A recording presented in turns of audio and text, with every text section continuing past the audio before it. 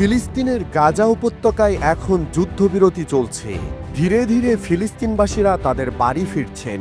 কিন্তু গত ২০ জানুয়ারি যুক্তরাষ্ট্রের প্রেসিডেন্ট ডোনাল্ড ট্রাম্পের শপথ গ্রহণের পর গাজা খালি করার পরিকল্পনার কথা জানান।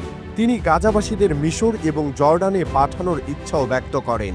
তবে তার এমন পরিকল্পনায় গুড়েবালি দিল মিশর। জানা গেছে, অবরুদ্ধ গাজা উপত্যকা থেকে ফিলিস্তিনিদের সরিয়ে নেওয়ার মার্কিন পরিকল্পনায় মিশর অংশ নেবে না বলে জানিয়ে দিয়েছেন দেশটির president Abdel Fattah al CC. ফিলিস্তিনিদের স্থানচ্যুতির এই পরিকল্পনাকে অবিচারমূলক কাজ বলেও মন্তব্য করেছেন তিনি।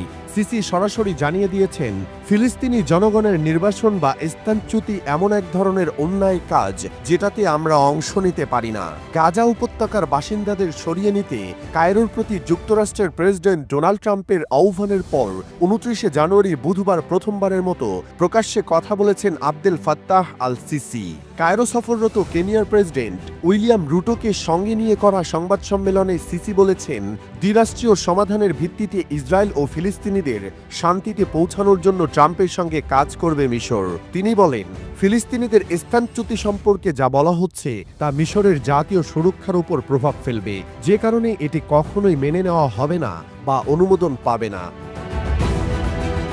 এর আগে গত শনিবার মার্কিন প্রেসিডেন্ট ডোনাল্ড ট্রাম্প বলেছিলেন, গাজা থেকে ফিলিস্তিনিদের সরিয়ে মিশর ও জর্ডানে নেওয়া উচিত। এ সময় ১৫ মাসের বোমা হামলার শিকার গাজাকে ধ্বংসযোগ্য স্থান বলে অভিহিত করেন তিনি।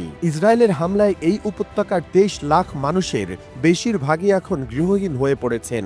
সিসি বলেছেন, তিনি যদি ট্রাম্পের পরামর্শের বিষয়ে মিশরীয়দের কাছে জানতে চান, তাহলে তারা ফিলিস্তিনিদের স্থানচ্যুতি প্রত্যাখ্যানে রাস্তায় নামবেন। তিনি বলেন, দ্বিরাষ্ট্রীয় সমাধান একটি ঐতিহাসিক অধিকার যা এড়িয়ে চলা যায় না। মধ্যপ্রাচ্যের ন্যায় বিচার ও স্থায়ী শান্তির জন্য সেই লক্ষ্য অর্জনে ট্রাম্প সক্ষম।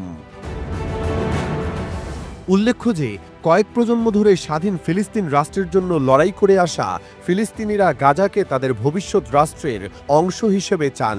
সেখান থেকে বাসিন্দাদের সরিয়ে নেওয়ার যে কোনো ধরনের পরামর্শ কিংবা পরিকল্পনাকে প্রত্যাখ্যান করেছেন তারা। বিভিন্ন সময় ইসরায়েলের হামলায় বাস্তুচ্যুত কয়েক লাখ ফিলিস্তিনি নাগরিক প্রতিবেশী জর্ডানে আশ্রয় নিয়েছেন। মিশরেও হাজার হাজার ফিলিস্তিনির বসবাস রয়েছে। সম্প্রতি এই দুই দেশের পররাষ্ট্র মন্ত্রণালয় গাজা থেকে ফিলিস্তিনিদের সরিয়ে নিতে ট্রাম্পের করা প্রস্তাব প্রত্যাখ্যান করেছে। ট্রাম্প বলেছিলেন, চলতি সপ্তাহের শেষের দিকে মিশরের প্রেসিডেন্ট সিসির সঙ্গে কথা বলবেন তিনি। পরে তার এই পরিকল্পনার পরিবর্তে মার্কিন পররাষ্ট্রমন্ত্রী মার্কো রুবিও মিশরের পররাষ্ট্রমন্ত্রীর সঙ্গে কথা বলেন। তবে ওই সময় তিনি ট্রাম্পের পরিকল্পনার বিষয়ে কিছু জানাননি মিশরের পররাষ্ট্রমন্ত্রীকে।